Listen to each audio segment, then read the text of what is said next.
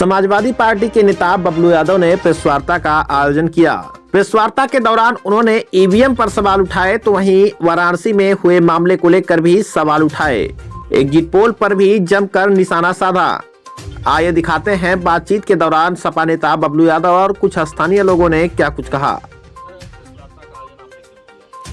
Press वार्ता का तो मेन मकसद यह है, आपने सुना होगा और कहीं न कहीं से आपको सूचना भी मिली होगी, जिस तरीके से बनारस में ईवीएम मशीन बड़े लंबे पैमाने पर पकड़ी गई।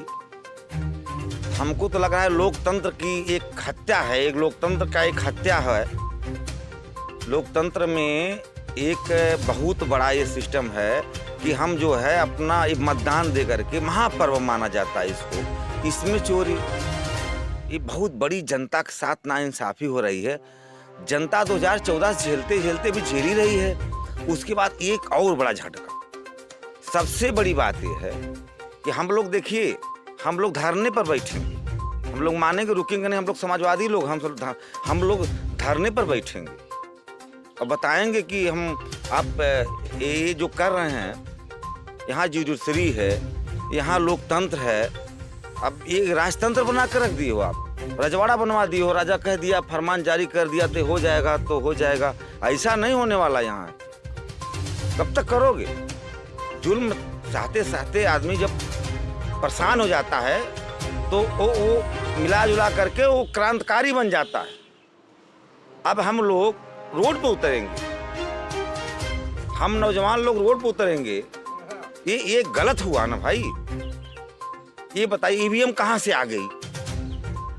कहीं ईवीएम में क्या बोलते हैं उसको, फेविकोल डाल दिया जा रहा था, कहीं ईवीएम को जी इंसाफ चाहते हैं, सही कार्रवाई चाहते हैं। सरकार के पास ईवीएम आ कहां से गई? सरकार के पास ईवीएम आ कहां से गई? और जिस तरीके से हर बूथों पर जिस तरीके से हम लोगों के साथ एक भेद व्यवहार हुआ, ऐसा कभी नहीं हुआ था इस लोकतंत्र में। एक लोकतंत्र का हत्या है एक प्रकार का। आया है दरभंगा में जी, विधायक जी का एक वीडियो वायरल हुआ, विधायक जी को एक आदमी जो है पोलिंग बूथ से निकालते हुए जी इस पर आप लोगों ने प्रेस वार्ता का आयोजन किया, क्या मामला है? ये रोड छाप व्यक्ति हैं, इनकी कोई पहचान नहीं है, इनकी कोई मतलब कोई कुछ है ही नहीं इनका। अब विधायक जी को बूथ से निकाले, बताओ ये बता दीजिए। माननीय डॉक्टर संग्राम यादव की एक अलग पहचान है। विधानसभा से लेकर के विधानसभा में जब बोलता है तो विधानसभा हिलता है, डग डग डग डग। एक जो जनता की आवाज़ उठाता है, पीजीआई उसने बनवा दिया। मतलब कितना काम गिनाया आजमगढ़ में। पीजीआई से लेकर के आरसीसी से लेकर के सारा सिस्टम उसका है। और उस आदमी को आप कह रहे हो निकल जाओ गेट से, अपमानित कर करके। अरे अगम सिंह जैसे लोग रोड छाप वाले बहुत डालते हैं इसे, जोरा छाप। वो चाह लेगा या हम चाह लेंगे या कोई चाह लेगा समाजवादी कार्यकर्ता, तो घर बस उठा लाएगा, उठाकर कहेगा अगम सिंह बताओ तुम्हारी क्या औकात है, तुम किस औकात में जीवन जी रहे हो, आओ यहाँ न बात करो भैया। और रही बात भैया, भी जान लीजिए, समाजवादी सरकार हम लोग चलाए हैं, फिर चलाएंगे। और कोई हम लोगों से गलती नहीं हुई, कहीं से कोई किसी छोटे और सर्वजात का सम्मान मिला। सबसे बड़ी बात यह है, यह समाजवादी सरकार बनने में सबसे बड़ा योगदान सर्वजात का। सब लोग सम्मान किए, सब लोग वोट दिए और सब लोग हम लोगों के साथ चले। हमको किसी से नहीं मतलब है। लेकिन अगम सिंह जैसे रोड पर चलने वाले क्या है उनकी, बताइए क्या है? उनको क्या माना जाए? गुंडा भी नहीं है, ये रोड छाप हैं। ऐसे लोगों के बारे में कहा जाए भैया? ऐसे लोग तो हम जान रहे हैं। और दूसरी चीज, लोकतंत्र की हत्या हो रही है। ये भाजपा गवर्नमेंट में लोकतंत्र की हत्या हो रही है। इसका सबसे बड़ा हम बता रहे हैं, नौजवानों के ऊपर जिसका खतरा बढ़ रहा है, नौजवानों के ऊपर। मेरे नौजवान भाई जिस तरीके से इलाहाबाद में मारे गए, हम उस रात में बैठकर उस वीडियो देख के हमको रोना आया उस समय। मेरे नौजवान भाई, घर में से मेरी बहन इक्रोन में फंसी, हमारी बहन बेटी रो रही हैं। और जो भाड़ा 24,000 का था, वो भाड़ा 86,000 रुपया लग रहा है। और मेरी बहन भाई रो रहे, पानी पीने को नहीं मिल रहा। यह है सरकार, यह है मोदी की सरकार, यह है योगी की सरकार। 5 किलो राशन देकर के 500 का बस्ता छपवा करके हमारे माँ बहनों को सबको लूट रहे। ये है मेरी सरकार। मेरी सरकार न कहेंगे भाई, राजा वो हैं तो सरकार बनाएंगे। ये लोकतंत्र की हत्या है।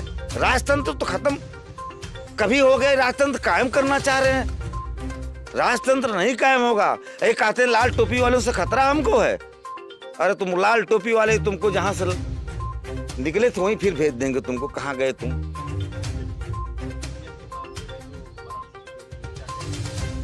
ईवीएम, अच्छा ये बताइए, ये जो ईवीएम है, जैसे कर्मचारी डीएम है, ठीक है, ये ईवीएम एक पिकअप से ले जा रहे थे, जबकि इसको जो है सरकारी संरक्षण में जाना चाहिए, उसके साथ अधिकारी होना चाहिए।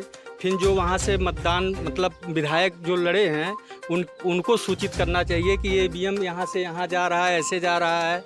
ये सीधा एकदम भ्रष्टाचार।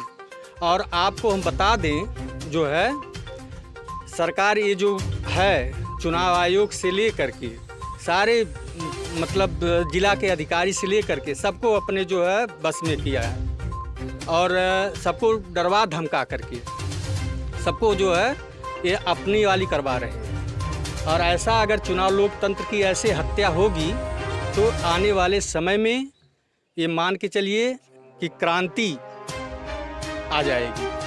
लोग रोड पे उतर जाएंगे, किसान, बेरोजगार, सभी लोग जो है रोड पे उतर जाएंगे। अभी जानकारी मिल रही है कि ये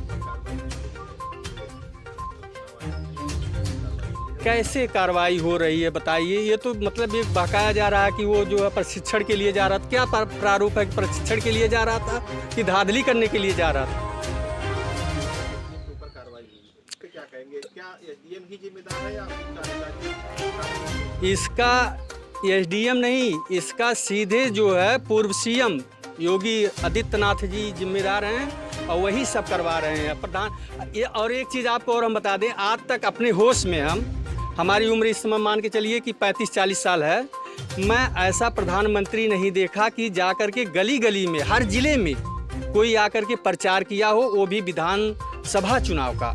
ये तो बहुत समझ लीजिए शर्मिंदगी की बात है।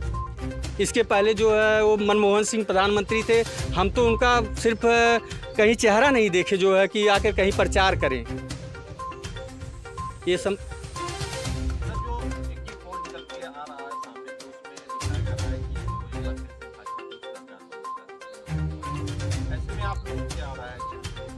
एग्जिट पोल पूरी तरह से हवा हवाई है और सपा की सरकार बनने जा रही है, ये पूर्णतः सत्य है।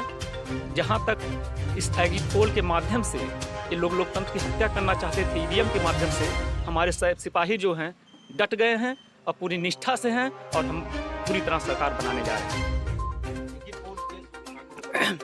एग्जिट पोल के आंकड़े पूरी तरह से फर्जी। हाँ, हमारी सरकार पूर्णतः बन रही है पूर्ण बहुमत के साथ। जी, हम 3 के पार लगा रहे हैं, 300 पार।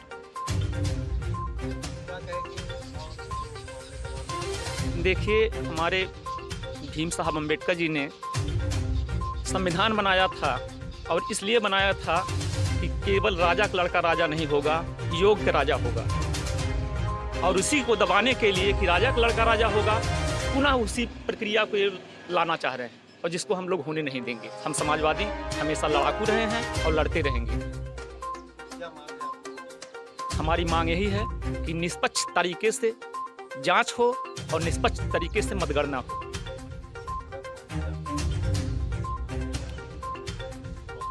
हम लोग आंदोलित होंगे, पूरी तरह आंदोलन चलाएंगे। हाँ, हक के लिए लड़ना पड़ेगा तो लड़ेंगे।